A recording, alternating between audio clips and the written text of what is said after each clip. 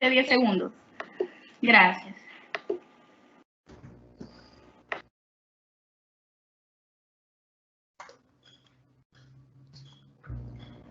El Ministerio de Economía les agradece su participación e interés en el webinar titulado Guía Práctica para la Prevención y Mitigación del COVID-19 en la Agricultura. Este es el 11º de una serie de webinars que se están realizando en el marco de la hoja de ruta a seguir para la reapertura ordenada de la economía nacional ante la crisis del COVID-19. Nuestro objetivo es facilitar el acceso a la información relevante para la reapertura ordenada de la economía a través de temas de interés sobre protocolos de bioseguridad, reapertura comercial y movilidad de personas. Este webinar será impartido por el especialista Rodrigo Mogrovejo, quien es asesor técnico principal del Fondo de Visión Cero de la Organización Internacional del Trabajo, OIT, para las oficinas de México y Cuba. Tiene amplia experiencia y conocimiento en materia de condiciones laborales, cooperativas, desarrollo productivo y empresarial. Tuvo oportunidad de desarrollar las funciones de coordinador país en la oficina de la OIT de Bolivia. Cuenta con doctorados y estudios desarrollados en la Universidad del País Vasco. Posee 3 maestrías, una del desarrollo regional por parte de la Universidad de Burdeos, otra en economía social y desarrollo local, y la última en el desarrollo y ayuda internacional por parte de la Universidad Complutense de Madrid. Anteriormente se desempeñó como funcionario público, investigador académico y funcionario de la ONG Universidades de América Latina y Europa. Si tiene preguntas acerca de los temas abordados durante el webinar, puede utilizar la casilla de preguntas que ha sido habilitada en la parte superior derecha de su pantalla. Asimismo, solicitamos su retroalimentación al final de la ponencia a través del enlace que se le hará publicado en el chat. Cedemos la palabra al especialista Rodrigo Mogrovejo. Gracias. Muchas gracias y mil disculpas. Estamos hace más de 1 hora y media intentando entrar a estas nuevas tecnologías. La OIT lo señala, es decir, hemos entrado de lleno al futuro del trabajo y hay algunos aspectos técnicos que a veces no son compatibles incluso en los sistemas. Por ejemplo, el sistema de la OIT no era compatible en este programa, pero son cosas que vamos solucionando a medida que van surgiendo los problemas. En principio, muchas gracias al Ministerio de Economía, a mis colegas de la OIT que también están en el país. Y yo quería agradecerles por este espacio para comentarles sobre esta idea, sobre estas guías de protocolos que la OIT desde la sede en Ginebra va desarrollando, pero también a nivel de América Latina vamos desarrollando ciertas guías y vamos trabajando muy de cerca con los gobiernos, con las organizaciones de empleadores y trabajadores a fin de mitigar esta pandemia. Yo, como hemos perdido bastante tiempo, voy a intentar ser lo más resumido posible para poderles expresar y dar los mensajes de esta guía. Por ejemplo, ¿por qué la guía, no? ¿Por qué esta guía? Sabemos como OIT, como Organización Internacional del Trabajo, que hay un impacto en el mundo del trabajo, ¿no? Hay un mayor desempleo y subempleo, hay peores condiciones de seguridad y salud en el trabajo, hay un acceso reducido a la protección social y los efectos particularmente son más negativos para los grupos más vulnerables. Es por eso que la OIT empieza a tener un foco especial en los impactos que va a tener COVID, o la COVID, como ya hace poco se ha establecido que se va a llamar así, ¿verdad? Pero ¿por qué tendríamos que tener un enfoque en la seguridad y salud en el trabajo con esto, ¿no? Y esto es importante resaltarlo, porque nos permite identificar a los trabajadores, ocupaciones y sectores con mayor riesgo de contagio.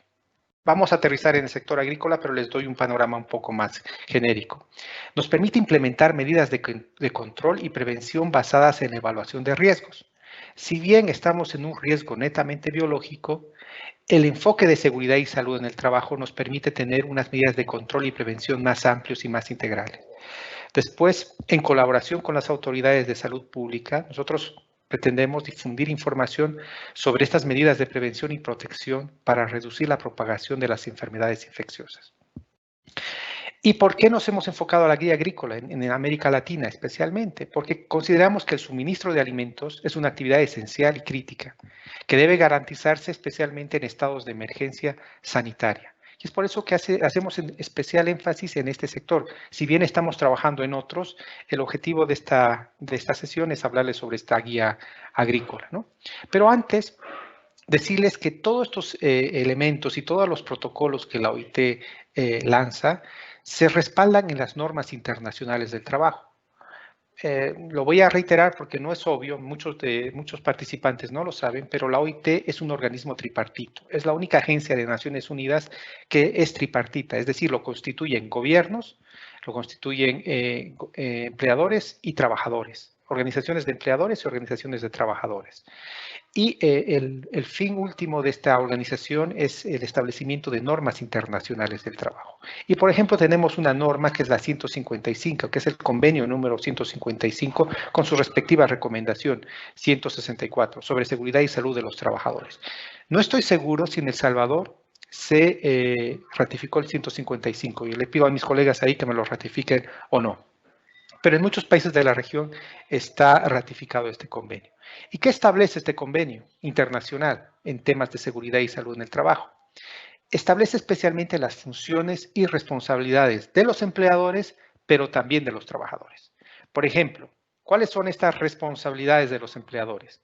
Garantizar en la medida que sea razonable y factible que los lugares de trabajo, la maquinaria, el equipo y las operaciones y procesos que estén bajo su control son seguros y no entrañan riesgo alguno para la seguridad y salud de los trabajadores. También señala que esto es importante resaltarlo, ¿no? En la medida que sea razonable y factible, que los agentes y sustancias químicas, físicas, biológicas estén bajo su control y no entrañen riesgos para la salud. El tercer punto es muy importante justo en esta época de la pandemia, de suministrar cuando sea necesario ropas y equipos y protección apropiada sin ningún costo para el trabajador. El cuarto, prever cuando sea necesario medidas para hacer frente a las situaciones de urgencia y accidentes, incluidos medios adecuados para la administración de primeros auxilios. El quinto, ¿no? Es también muy relevante, quizás ahora mucho más, que es asegurar que los trabajadores y sus representantes sean consultados, ¿no? Y reciban información y una formación adecuada en materia de SST.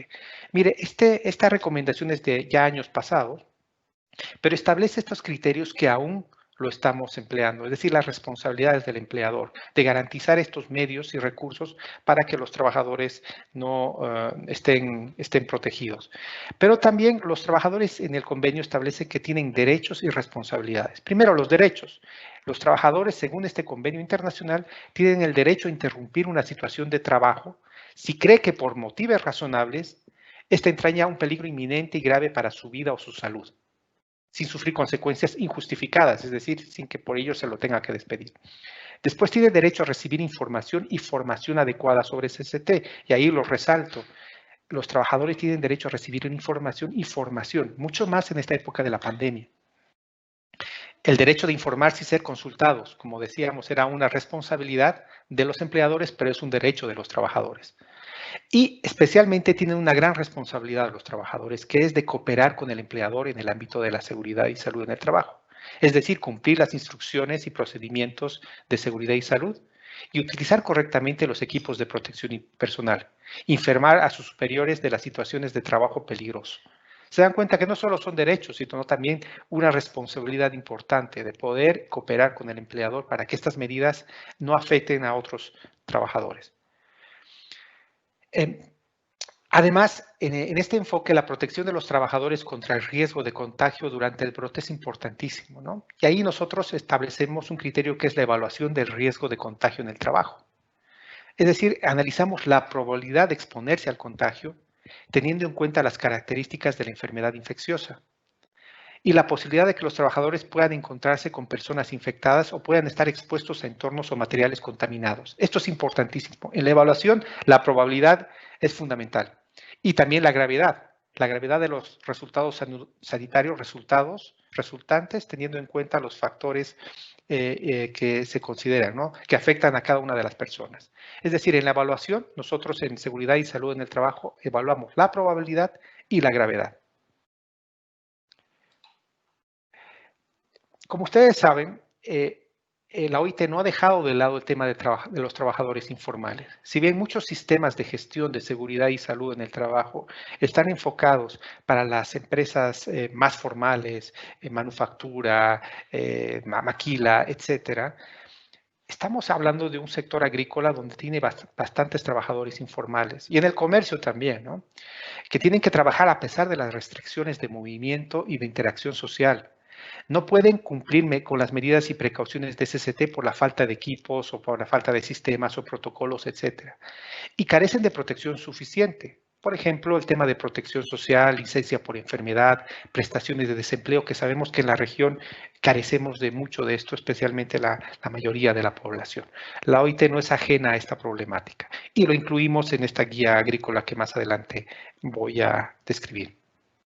Los ejemplos y medidas para prevenir el contagio que están dentro de la guía tienen los criterios que se están desarrollando a través de la Organización Mundial de la Salud y los diferentes gobiernos. Como ustedes ya saben, la distancia física, la higiene, la limpieza, la formación y comunicación, los equipos de protección personal y la respuesta, ¿no? De disponer el aislamiento de toda persona que desarrolle síntomas, etc. Esto lo voy a desarrollar un tanto más, de manera más precisa en la guía, pero quería comentarles que estas medidas son de conocimiento público y compartido entre los diferentes gobiernos y organismos de Naciones Unidas. Pero ¿cuál es el objetivo de la guía agrícola? Nosotros lo que queríamos era brindar orientaciones prácticas para la prevención y mitigación de la transmisión del coronavirus, ¿no? El COVID-19 en las actividades agrícolas. Pero aquí vuelvo a subrayar las orientaciones prácticas. Es decir, nosotros queríamos llegar con esta guía no solo a los empleadores de diferentes fincas agrícolas, explotaciones agrícolas de distinto tamaño, sino también a los agricultores pequeños, que sabemos que están atomizados en diferentes regiones, que son pequeños. Y el objetivo de la guía no solamente dirigirse al empleador, sino que con sus mensajes sencillos y prácticos puedan llegar al productor. Y, ¿por qué no?, al trabajador temporal también, o al migrante, como lo sabemos. Y también nosotros con esta guía pretendemos atender, es un complemento a las recomendaciones de normativa que existen a nivel de los países. Por ejemplo, en El Salvador sabemos que hay protocolos, etcétera. No tratamos de generar algo paralelo, sino trabajar de manera armónica con la regulación y normativa local. Y esto lo señalamos muy claramente en la guía. Entonces, nosotros consideramos esta guía como una herramienta que permite conocer e implementar en los lugares de trabajo medidas de prevención para evitar el contagio del COVID, en principio. Aplicar medidas básicas para mitigar la propagación del virus en las zonas rurales, por supuesto. Y favorecer el diálogo social y la cooperación en el lugar del trabajo. Para nosotros esto es importante, como señalaba en el convenio 155. Si no hay cooperación en el lugar del trabajo, en fincas más grandes, pues los protocolos, las medidas que los empleadores vayan a establecer, si no se siguen por los trabajadores, pues seguimos en el mismo círculo destructivo y de ampliación del virus. Y entonces esta guía va dirigida, como les decía, a los empleadores, a sus representantes, a cargo de diferentes explotaciones y a los responsables de seguridad y salud en el trabajo. Pero también a los trabajadores agrícolas, a los hombres, a las mujeres, hombres, a trabajadores permanentes, pero también temporales, a los jornaleros, a los migrantes, con estos mensajes sencillos. Y como les decía, el tamaño de la explotación, aquí lo hemos tratado de hacer para todos, tanto los grandes, pequeños, medianos, incluso para las familias. Entonces fue todo un reto elaborar este material. ¿Cuáles son los alcances y principios de la guía? Por supuesto, son medidas preventivas, como ya les decía, recomendaciones de fácil aplicación y responsabilidad de los empleadores para que se sigan. También la responsabilidad de los trabajadores para cooperar en la misma y aplica para todos los trabajadores. Y al final, la guía ofrece carteles que se pueden imprimir y se pueden colocar en los centros de trabajo.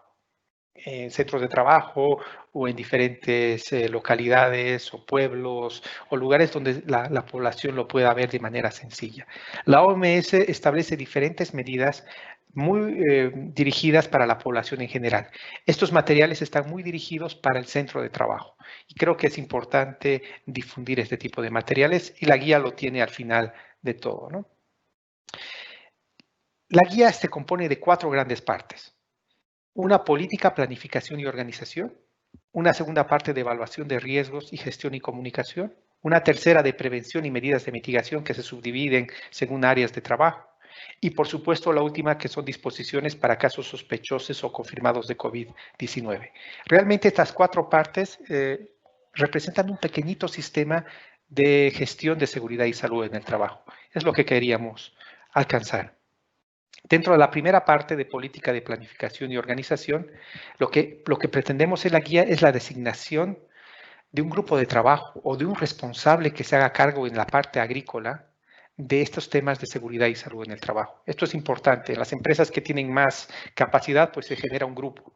En las empresas más pequeñas se designa una persona, pero nosotros nos dirigimos a que se pueda designar a alguien responsable del seguimiento de las actividades en temas de COVID. Después, proporcionar información y capacitación, obviamente respetando las distancias, la sana distancia, la distancia social, no reuniendo a una mayor cantidad de personas, pero es importante en grupos reducidos dar información y capacitación. Más adelante les voy a hablar sobre el nivel de estrés. Y el nivel de estrés de los trabajadores se reduce cuando ellos saben a los riesgos a los que se enfrentan y cómo sus centros de trabajo están haciendo algo para reducirlo o mitigarlo. Entonces, esto ayuda a reducir el estrés. Esto es importante para el tema de la información. Después, diseñar un plan de trabajo. ¿Qué es lo que se tiene que hacer de manera prioritaria según la guía? ¿Y quién debe hacerlo? Más adelante mostraré un cuadro muy práctico para ello. Después, la participación de los comités de seguridad e higiene, como se llaman en diferentes países de la región. No sé cómo se llama exactamente en El Salvador, pero en muchos países de Centroamérica, en la región, en Sudamérica, se llaman comités de seguridad e higiene. Y estos comités, si los tienen, pues tienen que participar en todas estas medidas. Los que no, pues como les he dicho, la designación de una persona ya es suficiente.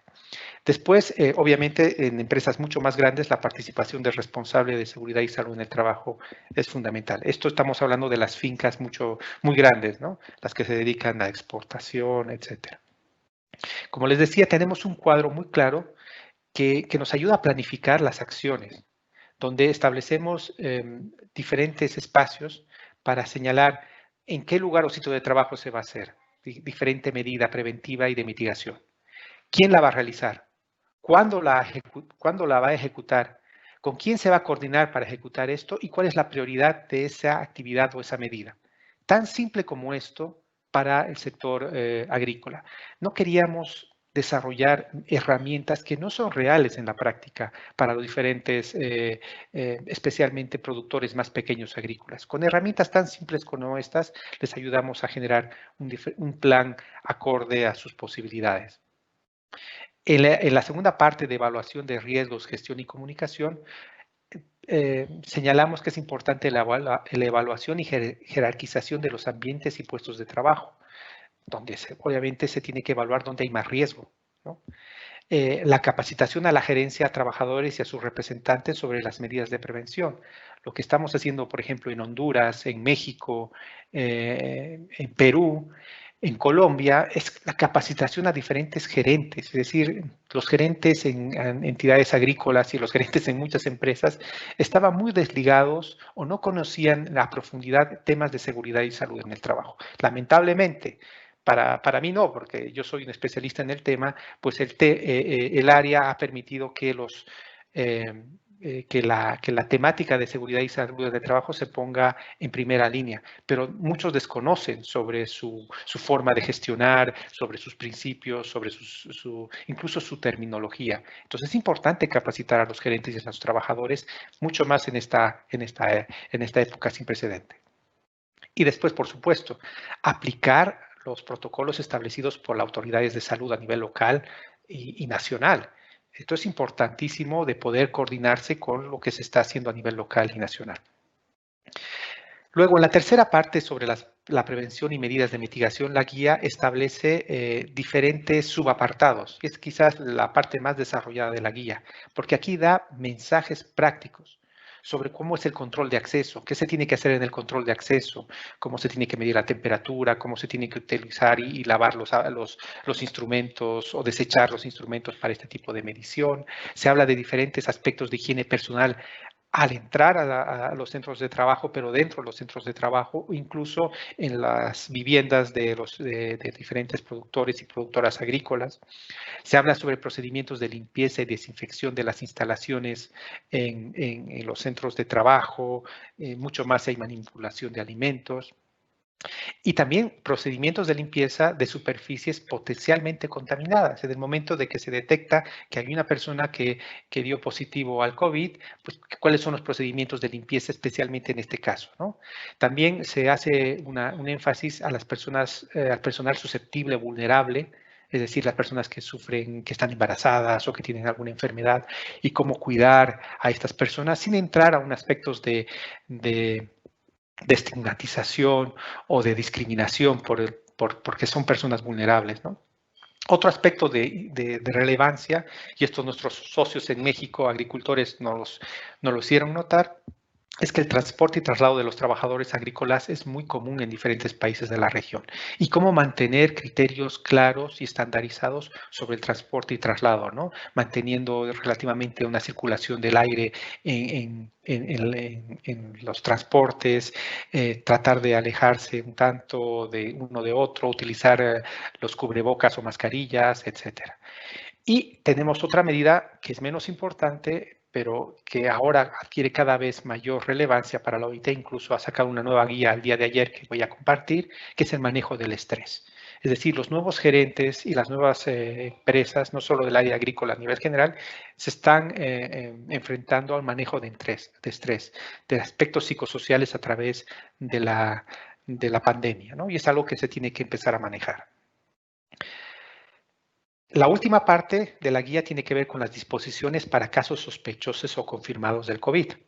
Entonces ahí nuevamente reiteramos que se debe trabajar de manera coordinada con las autoridades locales o nacionales. Por supuesto, proceder con el aislamiento. Ayudar que las empresas y las personas que trabajan en el sector de agrícola permitan el traslado a un centro de salud, si se permite, porque sabemos las grandes carencias que hay en la región y en los países sobre la carencia de infraestructura sanitaria en los áreas rurales. Esto lo sabemos, pero intentamos que al menos exista esta coordinación y que las empresas puedan ayudar a comunicar a los centros sanitarios para que los trabajadores o sus familias con sospechosas puedan ir a estos centros, ¿no? Simplemente la coordinación se apreciaría bastante. Y, por supuesto, la notificación mediante reportes de si se han encontrado trabajadores con COVID a los centros sanitarios.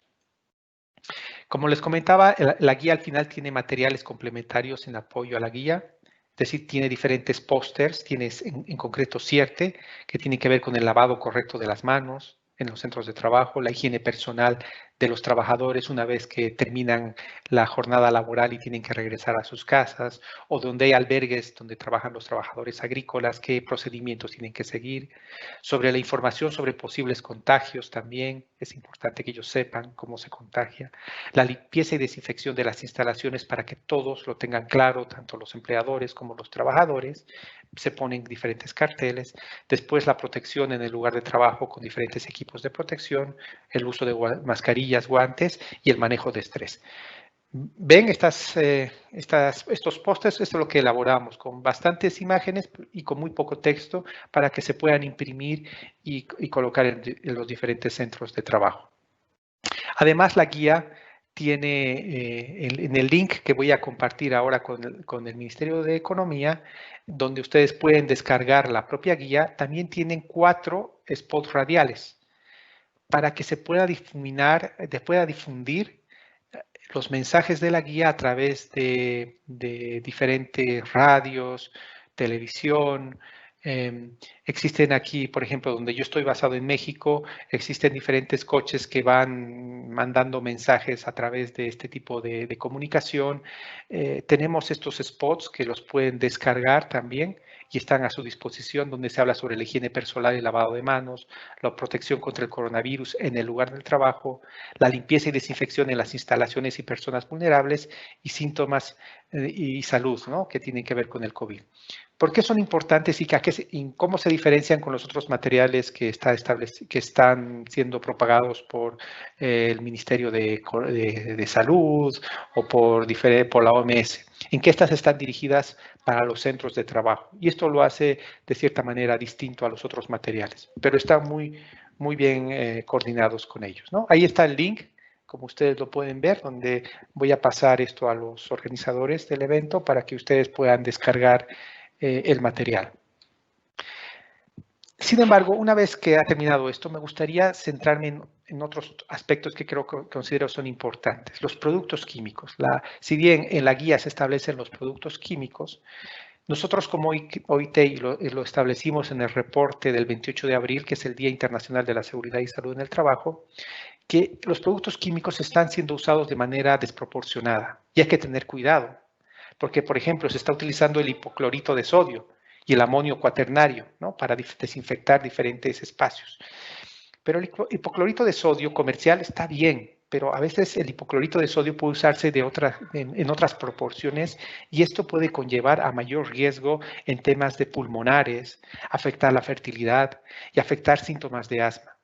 Entonces, es importante que en estos procesos de formación que les comentaba a un principio, los trabajadores también puedan ser formados en este tema de las sustancias químicas, porque ahora se está desinfectando todo. Entonces tenemos que ver también el impacto que va a tener esta limpieza y el uso de los productos químicos en la salud. En la guía establecemos criterios muy sencillos de poner incluso cucharadas de cloro en el agua, de generar insumos de muy fácil acceso cuando no se tienen en el área rural, pero manteniendo este cuidado en los productos químicos. Como les decía, el estrés y factores psicosociales durante la pandemia son cada vez más preocupantes. Los factores psicosociales comunes, por ejemplo, el temor por el propio bienestar, no solo tu propio bienestar, sino el de los miembros de tu familia y los compañeros de trabajo. Esto genera un estrés bastante elevado en los trabajadores. La falta de equipos de protección social, sabes que no los tienes y que los necesitas, pues también genera estrés. El aislamiento, si estás contagiado del COVID, también te genera estrés, ¿no? La falta de apoyo social y tejido social en la medida que existe este confinamiento también genera un estrés. Y la tensión entre los protocolos de seguridad establecidos y el deseo de cuidar y apoyar a las personas. Es decir, existe una tensión entre los protocolos de seguridad establecidos que te señalan hasta dónde se puede hacer, pero las personas quieren hacer más y quizás por falta de conocimiento, al hacer más puedes generar mayor riesgos si no tienes el conocimiento y la información adecuada. La dificultad para mantener actividades de autocuidado, ejercicios, etcétera. Quizás en el área rural es menos evidente esto, pero esto sí es importante señalarlo, ¿no? Esto genera reacciones comunes, ¿no? Como ya les comentaba, el estrés, el estado de ánimo bajo, la baja motivación, la ansiedad y la depresión, que es algo que las empresas, los productores que tienen ciertos trabajadores tienen que saber manejar. Les pongo ahí un link que lamentablemente solo lo está en inglés porque acaba de salir del horno, por llamarlo de alguna manera, el día de ayer, que es una guía para ver estos temas de riesgos psicosociales. Está en inglés y se llama Gestión de riesgos psicosociales relacionados con el trabajo durante la pandemia del COVID-19. Les aliento a que puedan darle una mirada, una lectura a este material que es importantísimo. Y por último, pues el diálogo social sobre seguridad y salud en el trabajo en tiempos de la pandemia es importante, como les señalaba. Es decir, este tipo de reuniones con empleadores, trabajadores, gobiernos, es importantísimo poder dialogar, porque se debe cooperar con el gobierno para elaborar medidas de política que propicien la capacidad de recuperación y la sostenibilidad de las empresas con estas medidas. Aplicar consejos proporcionados por las autoridades nacionales y locales, ¿no? Comunicar la información importante a los trabajadores, elaborar un plan de continuidad de las operaciones, especialmente en el sector agrícola que no pueden parar. Ustedes saben que si paran la cadena mundial, la cadena de suministros agrícola, pues todos nos vemos afectados. ¿Cómo brindarles las mejores medidas a estos trabajadores y estas empresas? Y por supuesto tenemos que identificar y mitigar los riesgos de trabajo porque ellos van a continuar trabajando. promover esta higiene que sabemos que es la medida más práctica en tiempos de la COVID. Y los trabajadores y sus organizaciones tienen que participar en esta toma de decisiones porque tienen que sentirse parte. Si bien el sector agrícola tiene pocos sindicatos, pero sí tiene bastantes organizaciones de trabajadores, tiene diferentes entidades que los agrupan, ellos tienen que cooperar activamente en este tipo de medidas para que la sientan parte de ellas, ¿no? Y, por supuesto, tienen que seguir estrictamente todas estas medidas de seguridad. La OIT también hace poco, hace 3 semanas, estableció una guía que se llaman los 10 pasos para un retorno al trabajo seguro y saludable en tiempos del COVID. Como ven a mano derecha, ahí tienen el link donde ustedes también pueden descargar esta guía de 10 pasos, que la guía agrícola lo tiene integrado, pero si ustedes quieren desarrollar cada punto, pues es un documento bastante interesante y que les puede ayudar a su país para desarrollar diferentes políticas, ¿no? de retorno a la normalidad, en la medida que se pueda. Primero, como señala la guía agrícola también, es establecer un equipo bipartito para organizar el retorno al trabajo.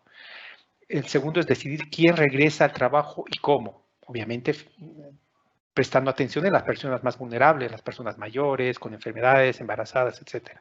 Después, adaptar medidas de ingeniería y organizacionales. Lo que les decía, se tienen que identificar los puestos de trabajo, lo que les decía a un principio en la guía agrícola. ¿Cuáles son los espacios de trabajo más riesgosos donde se tiene mayor contacto con el público, con las personas, etcétera? Después, adoptar medidas de limpieza y desinfección de locales de forma regular. La guía agrícola también lo señala, cada cierto tiempo se tiene que hacer este tipo de limpieza en todos los materiales y en todas las maquinarias. Promover medidas de higiene personal. La guía agrícola, además, aquí hay otros ejemplos, ¿no? Porque esta es más genérica, establece que incluso no se debe compartir herramientas de trabajo si no se desinfecta, ¿no? Después, la 6, proveer equipos de protección personal y velar por su uso efectivo. Y ahí, reitero, el tema de la cooperación en el lugar de trabajo entre trabajadores y empleadores es importante. Y con los productores más informales, no organizados, pues asegurarse que la información les llegue, que es importante el uso de estos equipos de protección cuando no existe otra medida, cuando tengan el contacto con otras personas de una forma muy cercana. Después, vigilar la salud de las personas trabajadoras. 8 es considerar factores de riesgo psicosocial y otros riesgos, lo que les decía, el tema del estrés. El 9 es revisar y actualizar los planes de emergencia y evacuación. Si bien tenemos un plan, como les he dicho a un principio, este plan tiene que ir actualizándose y las prioridades deben ir cambiando constantemente porque la situación va cambiando con el paso del tiempo. Y por supuesto, monitorear y actualizar las medidas de prevención y control. Una vez que se han actualizado estos planes, las medidas, por supuesto, van a cambiar y se tienen que monitorear. Yo les quería agradecer el tiempo y que les hice perder bastante del suyo en este problema técnico de la conexión, pero me encantaría que ustedes puedan usar esta guía. En México, la guía agrícola está siendo usada como la guía de México para el sector agrícola, como la guía general. En Nicaragua, el gremio empleador lo está usando como una guía para todo el sector empleador de agrícola. En Honduras es mucho más amplio porque la Mesa de Seguridad Alimentaria de Honduras la está usando como su guía para incluso adaptarla a guías más locales, más nacionales de Honduras, pero la está adoptando y sus mensajes a través de sus spots, de sus materiales. En Perú también se implementa, en Colombia también, y con todo gusto nosotros ofrecemos esta misma para que ustedes puedan emplear de sus mensajes y por supuesto adaptar a su realidad, ¿no? Muchas gracias y muy gentiles por su tiempo. Agradecemos al especialista Rodrigo Mogrovejo por su intervención. En estos momentos pasaremos al llenado de la evaluación, para lo cual se les compartirá el enlace del chat. Cuenten con 5 minutos para que puedan completar la evaluación y al finalizar retomaremos la sección de preguntas y respuestas.